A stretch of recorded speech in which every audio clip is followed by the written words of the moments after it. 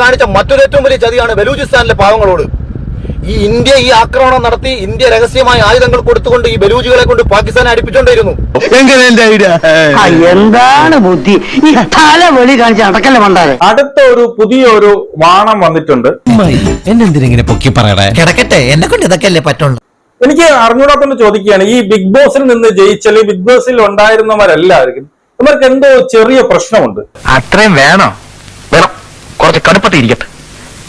യവന്മാർക്കെല്ലാവരും അല്പന്മാരാണ്. ഇപ്പൊ ലോകം ഒരു അല്പം വന്നിട്ടുണ്ട്, മറ്റാരുമല്ല ഈ അഖിൽമാരാർ എന്ന് പറയുന്ന ഒരാള്. പാകിസ്ഥാൻ ഇന്ത്യക്കെതിരായിട്ട് നടത്തിക്കൊണ്ടിരിക്കുന്ന ഒരു ആരോപണം അത് ഇന്ത്യ ചെയ്തു എന്ന് ഇന്നത്തെ ലൈവിൽ ഈ പറയുന്ന അഖിൽമാരാർ പറഞ്ഞു. എന്റെ പൊന്ന അഖിലെ, നിനക്ക് ഒരു ലേശം വിവരമുണ്ടോ? ഒരു 5 പൈസ നീ മറ്റവനാണ്, നിനക്ക് വലിയ അറിവുണ്ട്, എനിക്ക് സംസാരിക്കാൻ അറിയാം, എനിക്ക് സ്ഫുടതയോടുകൂടി അല്ലെങ്കിൽ പടപടപടാ സംസാരിക്കാൻ എന്ന് പറഞ്ഞോളൂ. നീ പറയുന്നതെല്ലാം കോപ്പാണെന്ന് കേട്ടുകൊണ്ട് കുനിഞ്ഞിരിക്കുന്ന കുറെ എണ്ണം കാണുമായിരിക്കും. ഇന്ത്യക്കെതിരെ പാകിസ്ഥാൻ പറഞ്ഞുകൊണ്ട് നടക്കുന്ന മെയിൻ ആയിട്ടുള്ള വളരെ സീരിയസ് ആയിട്ടുള്ള ഒരു അലിഗേഷൻ ആണ് BLAക്ക്, ബലൂച്ച് ലിബറേഷൻ ആർമിക്ക് ഇന്ത്യ എന്ത് ചെയ്യുന്നുണ്ട്, ഇന്ത്യ ഫണ്ട് ചെയ്യുന്നു എന്നുള്ളത്. അത് സത്യമാണെന്നാണ് ഇന്ന് ഇവിടെ ഈ അഖിൽമാരാർ ഈ 5 പൈസയുടെ വിവരമില്ലാത്ത ഈ പേങ്ങ വന്നിരുന്ന് പറഞ്ഞിരിക്കുന്നത്.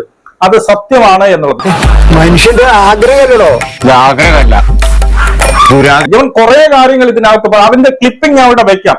അതിന്റെ സീരിയസ്നെസ്, താങ്കൾ എത്രമാത്രം ഗുരുതരമായ ഒരു ആരോപണമാണ് ഇന്ത്യക്കെതിരെ ആ ഒരു വെപ്രാളത്തിൽ ആ ഒരു ആവേശത്തിൽ പറഞ്ഞതെന്ന് താങ്കൾക്ക് ഇനി മനസ്സിലാവും. പിന്നെ അത് കിട്ടണം. ഈ പാകിസ്ഥാനുമായിട്ട് ബലൂചിസ്ഥാൻ അവിടെ കിടന്ന് അടികൂടുന്നത് എല്ലാത്തിനും കാരണം ഇന്ത്യയാണെന്ന് നീ പറയുകയാണ്. നിനക്ക് എന്ത് പ്രൂഫിലാണ് നീ ഇത് പറഞ്ഞത്? നീ എവിടെങ്കിലും വിളമ്പിക്കൊണ്ട് നടന്നാൽ ഇനിയുള്ള നിന്റെ കലാജീവിതം സെൻട്രൽ ജയിലിലായിരിക്കും. അങ്ങനെ ഈ റോളും നഷ്ടമായി.